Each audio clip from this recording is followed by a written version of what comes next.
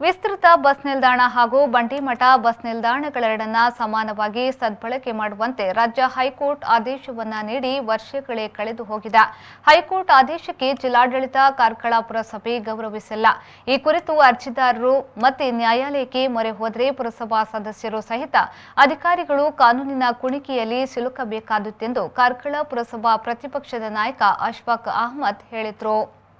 ಕಾರ್ಕಳ ಪುರಸಭಾ ಅಧ್ಯಕ್ಷೆ ಸುಮಾ ಅವರ ಅಧ್ಯಕ್ಷತೆಯಲ್ಲಿ ಜರುಗಿದ ಸಾಮಾನ್ಯ ಸಭೆಯ ಕಲಾಪವನ್ನು ಉದ್ದೇಶಿಸಿ ಅವರು ಮಾತನಾಡಿದರು.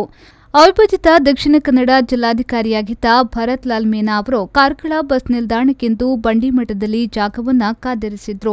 ಕಾರ್ಕಳ ಪುರಸಭೆಯು ಕಾಂಗ್ರೆಸ್ನ ಅವಧಿಯಲ್ಲಿ ಇದ್ದಾಗ ಅಂದಿನ ಉಸ್ತುವಾರಿ ಸಚಿವ ಡಾ ವಿಎಸ್ ಆಚಾರ್ಯ ಅವರ ಮುತುವರ್ಜಿಯಿಂದ 2.75 ಕೋಟಿ ರೂಪಾಯಿ ಅನುದಾನದೊಂದಿಗೆ ಬಂಡಿಮಠ ಬಸ್ ನಿಲ್ದಾಣವನ್ನು ಕಾಂಕ್ರೀಟೀಕರಣಗೊಳಿಸಿ ಅಭಿವೃದ್ಧಿಪಡಿಸಿ ಅಂದಿನ ಮುಖ್ಯಮಂತ್ರಿ ಡಿವಿ ಸದಾನಂದಗೌಡ ಅವರು ಲೋಕಾರ್ಪಣೆಗೈದಿದ್ರು.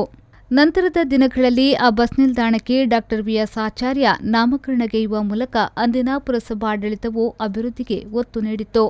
ಸ್ಥಾಪಿತ ಹಿತಾಸಕ್ತಿಯಿಂದಾಗಿ ಕೋಟ್ಯಾಂತರ ರೂಪಾಯಿ ವೆಚ್ಚ ಮಾಡಿದ ಬಂಡಿಮಠ ಬಸ್ ನಿಲ್ದಾಣ ಪಾಳು ಬೀಳುವ ಸ್ಥಿತಿಗೆ ತಲುಪಿತ್ತು. ಈ ಕುರಿತು ನಾಗರಿಕರು ಹೈಕೋರ್ಟ್ಗೆ ಮೊರೆ ಹೋಗಿದ್ರು ಎಂದು ಅಶ್ಫಾಕ್ ಅಹಮದ್ ಸಭೆಯಲ್ಲಿ ಪ್ರಸ್ತಾಪಿಸಿದರು. ಈ ಕುರಿತು ಉಡುಪಿ ಜಿಲ್ಲಾಧಿಕಾರಿಯವರ ಗಮನಕ್ಕೆ ತಂದು ಹೈಕೋರ್ಟ್ ಆದೇಶವನ್ನು ಅನುಷ್ಠಾನಗೊಳಿಸುವ ಎಂದು ಮುಖ್ಯಾಧಿಕಾರಿ ರೂಪಾ ಶೆಟ್ಟಿ ಸಭೆಯಲ್ಲಿ ತಿಳಿಸಿದರು. ಈ ಸಂದರ್ಭ ಉಪಾಧ್ಯಕ್ಷೆ ಪಲ್ಲವಿರಾವ್, ಸ್ಥಾಯಿ ಸಮಿತಿ ಅಧ್ಯಕ್ಷ ಲಕ್ಷ್ಮೀನಾರಾಯಣ ಮಲ್ಯ, ಮುಖ್ಯಾಧಿಕಾರಿ ರೂಪಾ ಶೆಟ್ಟಿ ವೇದಿಕೆಯಲ್ಲಿ ಉಪಸ್ಥಿತರಿದ್ದರು. ಕೆಎಂ ಖಲೀಲ್, ವಿ4 ನ್ಯೂಸ್, ಕಾರ್ಕಳ.